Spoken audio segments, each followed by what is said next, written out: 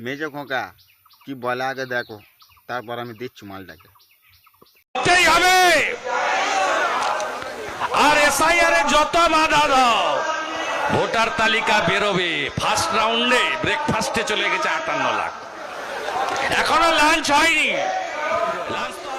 আরো যাবে, আরো যাবে। মৃত নাম থাকবে না, ডবল ট্রিপল এন্ট্রি থাকবে না, ভুয়া ভোটার থাকবে না। বাংলাদেশে মুসলিম আর রোহিঙ্গার নাম থাকবে না। জোট বাঁধুন, তৈরি হন, জিততে হবে, জিততে হবে।